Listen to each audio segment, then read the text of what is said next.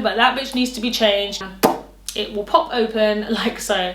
Your pad just falls on the floor and it's like, well, this is the size. It can't be felt during sex apparently.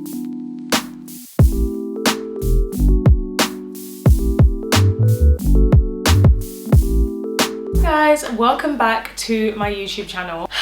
I've done a YouTube video on period hygiene before, but in that video I never really specifically spoke about things like sanitary pads or towels, menstrual cups or diva cups, tampons. I briefly touched on how long you're meant to wear some of them for, what's better in the night time, etc. But I never really went into depth on the pros and the cons of each, and I felt like it was something that needed a whole new dedicated video to itself. So today, instead of just talking about period hygiene, we are going to be talking about menstrual hygiene products. I'm not a doctor, not a gynecologist, not a nurse, surgeon, I'm not a specialist. These are just things that I've either been taught, researched myself, or learned, and so on and so forth. Now, I'm not gonna lie to you guys, I recently had a cycle and I tried something new. Now, the reason I tried it is because I didn't want to come on here and talk on something that I'd never used or judge something that I'd never used. Like, I wanted to judge it based on my experiences, because I am already very aware that every female has their own experiences with said products. There is one key product that I really wanted to talk about because it's something that I prejudged for a minute now. I ain't gonna lie, prejudged it a minute ago, but I can't lie, after my experience I feel like I was right. And I am not the biggest fan of it, but I really want to hear from anyone who has actually tried it, what their experiences is, and yeah, I'm gonna save the best till last. So we're gonna start with the subtle things like the pads and the tampons, and then we'll move on to the big finale.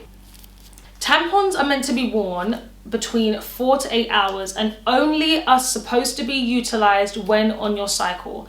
They're not supposed to be used just willy-nilly or as a sex toy or to explore. No. I know there have been stories of people using tampons to break their hymen. We don't need to do that, okay? It can potentially be dangerous, and I will get into the pros and cons of that in a second. But 4 to 8 hours, no more than 8 hours max. It is in your best interest to use a tampon with the lowest absorbency that is needed.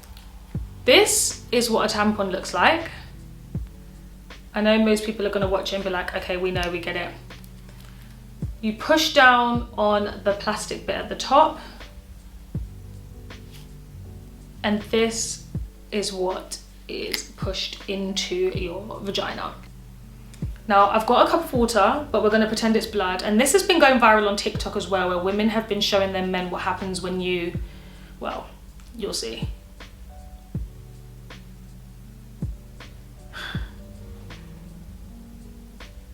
So, this is the size of what a tampon can potentially grow to. Now, huge, I know. So yes, men, be nice to your girls when they're on their cycle, because, well, that's inside our vagina for however many days our cycle lasts for, which can be anything between 3 and 8, sometimes even 10 depending on the person. And sometimes we get really heavy flows as well, so we have to change them more frequently. So yes, it is not fun. Okay? Now, let's do the pros and the cons, because as much as that is great, there are definitely some benefits of it, i.e. the cleanliness and the hygiene side, but then there are some downsides and some cons of it, so let's talk about that. Number one, the comfort of it. Now, obviously in comparison to wearing a pad, you don't have to worry about it potentially slipping out or being uncomfortable or making you feel like you're wearing a nappy or there's something rubbing against you in that type of sense. So in terms of the comfort, it definitely provides a lot more comfort. You can just slip it in, go about your day. You can wear whatever underwear you need to wear, and it's just super flexible. It allows you to maneuver yourself in your normal everyday way that you would. You know what I'm saying. It allows you to have better hygiene. Now, when I say better hygiene, I don't mean that it magically just makes you a more hygienic person. What I mean is that with pads and with sanitary pads, sanitary towels, whatever you call them, obviously your quote unquote sitting in your own blood, and over a period of time it can kind of start to smell. There might be a slightly foul odor, which is never nice. So in terms of having better hygiene from that perspective, that is definitely a benefit of using a tampon. Another pro, the fact that it allows you to have no visibility. So obviously you don't need to wear granny panties, as we call it in the UK. I don't know what anyone else calls it anywhere else, but you don't need to wear big baggy sagging pants with the pad print showing on the back. And you know, especially if you've got a man and he's trying to touch you up and he's just feeling all the pad goodness, then you know, it allows that to not be a thing. They're nice and compact, so they don't take up as much room in your bags as sanitary pads do. They're tiny, you can just slot them in different places. You can even put it in your damn pocket if you need to. Shove it down your bra if you're on a night out. Like, there's so many places for you to be able to hide it and just keep it nice and compact and discreet. It's also not as obvious if it was to do something like fall out. Like, can you imagine, like, you're just walking down the road and you fall, like your pad just falls on the floor, and it's like, well, that's awkward. Like, I feel like with a tampon it's a lot more socially acceptable, and I'm not too sure why. This one's for the people that love their goddamn planet.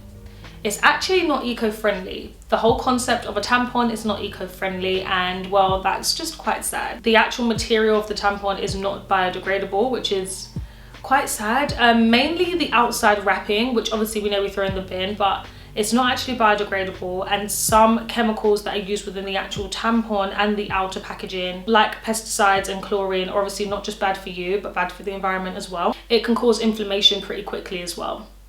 That's why some of the times that you wear tampons, you might find that you feel like you're bloating after a certain amount of hours, because, well, low-key it's actually not meant to be in there. There's a higher risk of TSS, which is toxic shock syndrome. Let me break it down for you. It is caused when strep bacteria develops within the vagina and then seeps within the bloodstream. It can cause a fever, it can cause nausea, it can cause dizziness, vomiting, muscle pain, dehydration, tiredness, diarrhea, agony and pain. Okay, maybe not agony, but definitely pain, but you never know, it might be agonizing for some people. In some rare cases, it can also be fatal if not treated correctly or urgently or sufficiently enough. Can I just say though, I'm not saying that the use of tampons directly causes this. What I am saying is that the use of tampons can increase the risk of getting it. So it's not a direct link between getting it from using a tampon, but the idea of the risk being heightened, you know, from whatever percent it is, maybe it doubles in percentage of risk. That is something that most definitely happens when wearing tampons.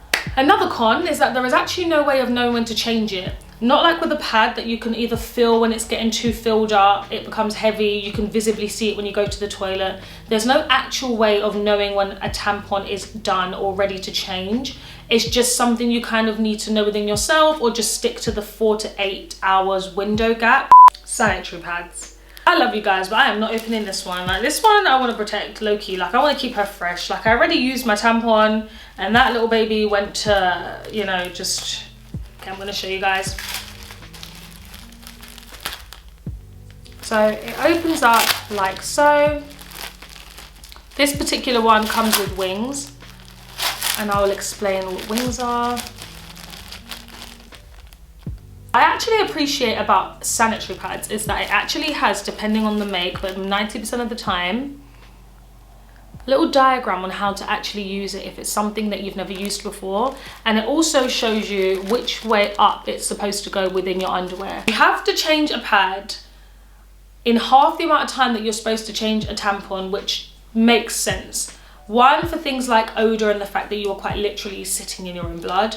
And two, for hygiene purposes like bacteria and how easy it is to spread because it's, well, out in the open. You're supposed to change your sanitary pad every 3 to 4 hours. And if you cannot change it every 3 to 4 hours, well, then we got a problem. I'm not gonna lie to you guys, like 3 to 4 hours is very frequent, and 90% of the time people forget. So I don't know whether we need to set a fucking alarm or what needs to happen, but that bitch needs to be changed, because the last thing we want is to leak everywhere. They're convenient. Now, as much as they're a little bit bigger than a tampon, you just slip them in your bag, you take them where you need to go, you just whoop, whoop, whoop, slip, slip, slip, slip, change them, and you're good to go. They're really easy to use. They're not overcomplicated, whereas a tampon is something that sometimes people can struggle to figure out, and it can be uncomfortable the first time you put it in at the wrong angle, whereas with a pad, You just lay it down. It quite literally has the directions on the covers of them for you. So really there's no mistakes you should be making. Do you know what I mean? It's actually universal. Now pads can be used for bladder leakage and stuff like that. Like if you maybe have a loose bladder and sometimes you tend to wet yourself, or you might have like minor leakage, both men and women can actually wear them. Granted, you might not want to call them sanitary towels or sanitary pads, but that is actually exactly what they are. There is a large amount of variety with them. So you have pads for regular flow, pads for heavy flow. You've got short ones, you've got long ones, you've got thicker ones or nighttime ones. You've got different versions that are called like panty liners, which are just thin little ones for mainly for people that have potential bladder leakage and stuff like that. There are ones that have wings, there are ones that don't, there are different textures, there's different thicknesses, like there is so much variety. Let's talk about the cons. Annoyingly, generically speaking, pads can be quite expensive. Now I don't understand why they've made them so expensive, but they're not exactly the cheapest item to buy. I mean, they're accessible everywhere, but they're definitely a little bit more expensive, generically speaking, than tampons are. Just buying hygiene products in itself, but specifically menstrual hygiene products in themselves, can normally vary between £200 to £300/dollars a month, which doesn't sound like a lot depending on your income, but is actually quite a substantial amount considering it is something that is a necessity. In my personal opinion, in the same way that you can either pay for condoms but you get condoms given out for free depending on the location, is the same way that I feel like we genuinely need menstrual products for free.